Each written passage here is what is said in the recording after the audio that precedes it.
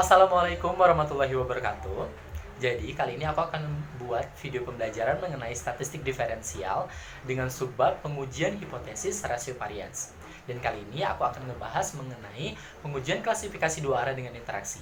Namun sebelum itu jangan lupa komen, like, dan juga subscribe channel ini. Terima kasih.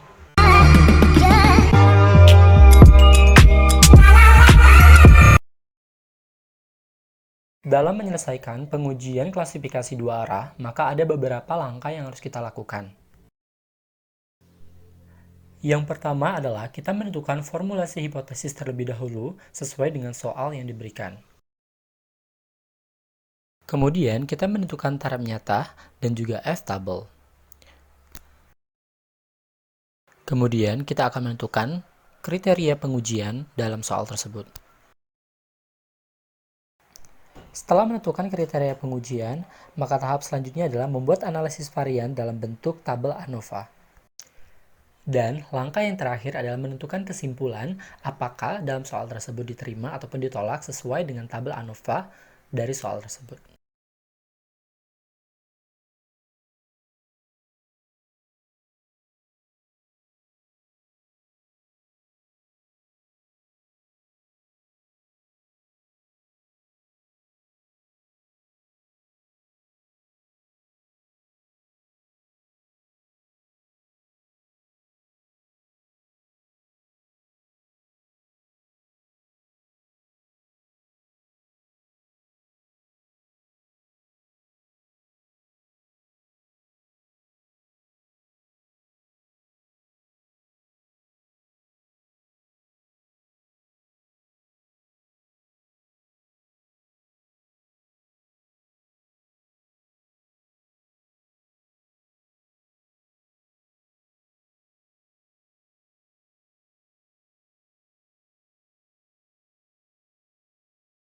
Jadi, hal yang pertama yang harus kita lakukan adalah kita menentukan formulasi hipotesisnya terlebih dahulu. Karena yang ditanyakan itu ada 3, maka formulasi hipotesisnya ada 3 ya. Ini ada 1, 2, dan 3. Setelah kita menentukan formulasi hipotesis pada soal tersebut, maka tahap selanjutnya adalah menentukan taraf nyata dan F-tabelnya. Karena taraf nyata pada soal itu 1%, jadi nilai alfanya sama dengan 0,01. Lanjut, langsung ke untuk baris. Nilai V1 itu sama dengan 2. Kenapa? Karena jumlah baris pada soal tersebut ada 3 dikurang 1 sama dengan 2. Kemudian V2-nya adalah baris dikali kolom dikali N dikurang 1 sama dengan 12. Jadi nilai F 0,01 untuk baris adalah 6,93, di mana terletak pada kolom 2 di baris 12. Untuk kolom, itu juga sama, V1-nya sama dengan 3, yaitu karena jumlah kolomnya ada 4, dikurang 1 sama dengan 3, V2-nya sama seperti ini. Kemudian nilai F 0,01 untuk kolom adalah ada di kolom 3 di baris 12 dengan nilai 5,95. Sedangkan untuk interaksinya sendiri, V1-nya sama dengan 6. Kenapa? Karena 2 dikali 3 itu sama dengan 6. Dan V2-nya sama. Jadi nilai F 0,01 pada interaksi itu pada kolom 6 di baris ke-12 yaitu 4,82.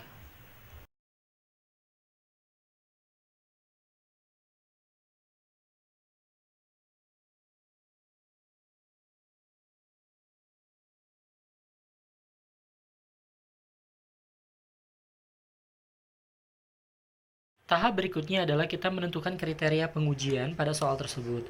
Karena kita sudah mendapatkan nilai dari baris, kolom, dan interaksi pada taraf nyata dan F nilai tabelnya, maka ini dia kriteria pengujiannya ada 3, yaitu baris, kolom, dan interaksi.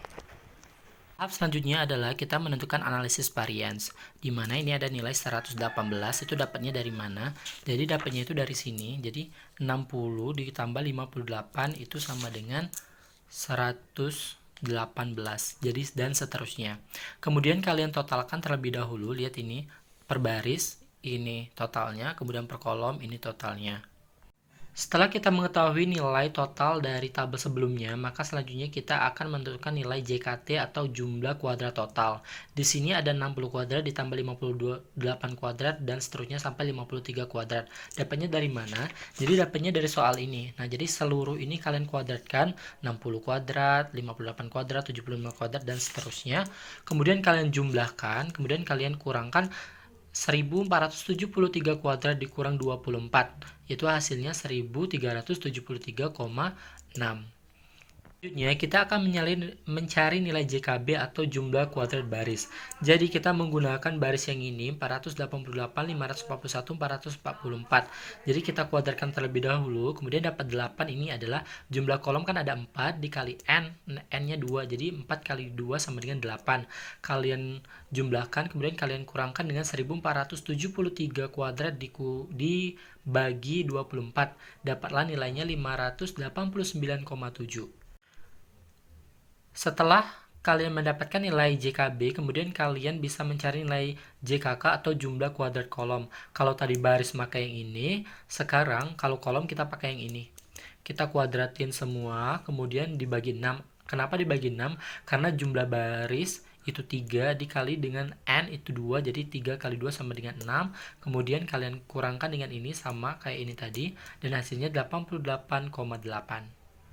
Baiklah, selanjutnya kita akan mencari nilai JKI atau jumlah kuadrat interaksi. Nah, sama seperti tadi, tetapi bedanya kita akan mengkuadratkan semuanya ini, kemudian dikurang dengan 90.995,1, kemudian dikurangkan dengan ini, dan ditambah dengan ini, hasilnya 409,6. Setelah itu, kita akan mencari nilai jumlah kuadrat error, di mana jumlah kuadrat error itu adalah JKT dikurang dengan JKB dikurang dengan JKK dan dikurang dengan JKI, hasilnya 285,8. Setelah kita menentukan semuanya, maka kita akan mendapatkan tabel ANOVA. Nah, ini tabel ANOVA-nya yaitu ada rata-rata baris. Rata-rata baris tadi jumlah kuadratnya sudah kita tentukan, yaitu hasilnya 589,7. Kemudian derajat bebas 2. Kenapa derajat bebasnya 2? Karena jumlah baris itu kan ada 3 tadi. Dikurang dengan 1 berarti hasilnya 2. Nah, rata-rata kuadrat adalah 589,7 dibagi 2 sama dengan 294,85.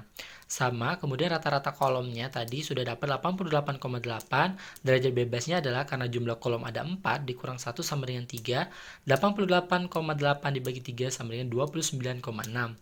Interaksi juga sama seperti ini, tetapi bedanya ini interaksi kan jumlah kuadratnya 409,6. Ini ada 6 nih derajat bebasnya. Kenapa? Karena 2 dikali 3 itu sama dengan 6. Jadi nilainya 68,3 karena 409,6 dibagi 6 itu sama dengan 68,3. Nah, kemudian untuk errornya itu 285,5 dibagi 12. Kenapa 12? Karena kolom dikali baris dikali dengan N dikurang 1 itu sama dengan 12.